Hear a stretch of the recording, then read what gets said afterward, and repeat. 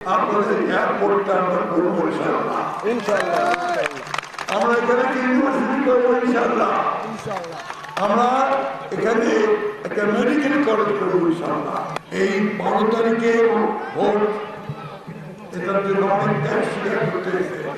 আমাদের মহামান্য হয়েছে, জেলে গেছেন অনেকে।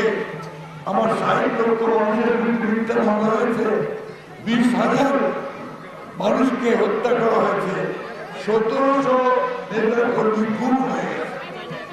আমাদের এই পাশে একটা চিরারং, এই চিরারঙে আমাদের নেতা কর্মীদের বিরুদ্ধে পূজারী হত্যা মামলা পর্যন্ত হয়েছে। এই সব ত্যাগ স্বীকার করে আপনারা এই ভোটটাকে পেয়েছেন। সুতরাং এই ভোটটা আমাদের একটা পবিত্র আমার এই যে ভাইয়া একটু ধরতে ধরে হলো তো দৌড়তে ধরলে তো হবেই।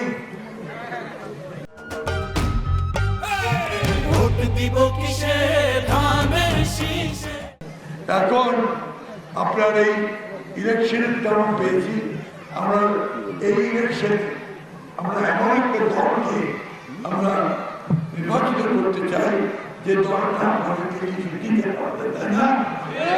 আমাদের তারেক রহমান যেদিন ঢাকায় আসে, সেদিন প্রথমেই ঢাকায় নামে যে জনসভা তিনি করলেন, সেই জনসভা তিনি বললেন যে আমার একটা পরিকল্পনা আছে। এই পরিকল্পনার মধ্যে প্রথম তিনি বললেন আমার মায়েদের কথা, যে আমি আমার মায়েদের হাতে একটা ফ্যামিলি কার্ড দিব।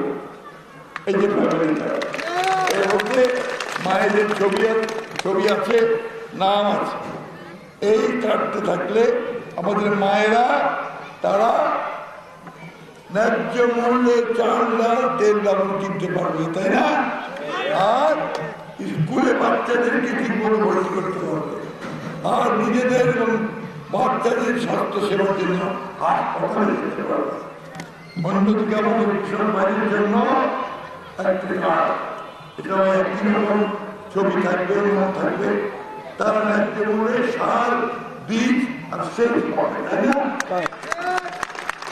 আরো বলেছে গত পরশু করে বলছে যে আমার কৃষক ভাইদের কৃষি ঋণ নেন ব্যাংক থেকে, লোন নেন না, 10,000 টাকা পর্যন্ত কৃষি ঋণের সুদ সহ মাফ করে দেবে।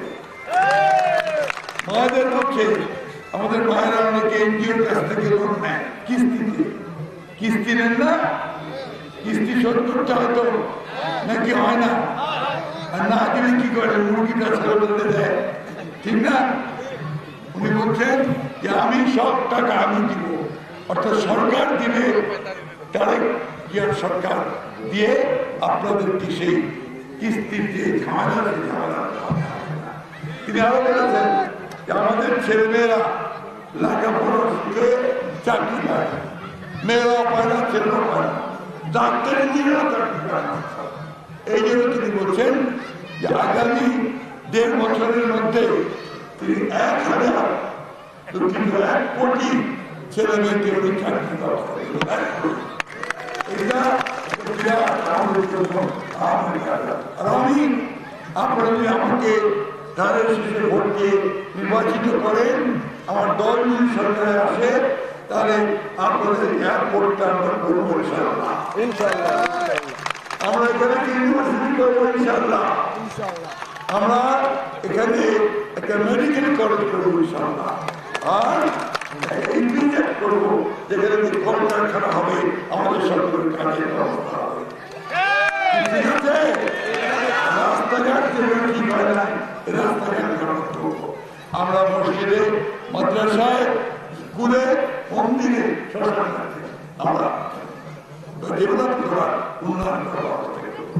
তো মায়েরা, বোনেরা, ভাইয়েরা, আগামী 12 তারিখে আপনাদের কাছে আমার অনুরোধ থাকবে যে আমরা সবাই একযোগে একসাথে দাঁড়িয়ে শীষে ভোট দিতে যাবে। আমাদের হিন্দু ভাই বোনদের প্রতি আমার একটা কথা, অনেকে মনে করছে যে নিরাপত্তাটা কি, নিরাপত্তাটা সরকার দিবে, আর্মি দিবে, পুলিশ দিবে, আমরা দিব, আপনাদেরকে আপনাদের ভর্তি যাবেন, ভর্তিতে আসবেন এবং সকল সময়ে আমরা এই নিরাপত্তা আমরা একসাথে একজোট হয়ে এই দেশটাকে গড়ে তুলব।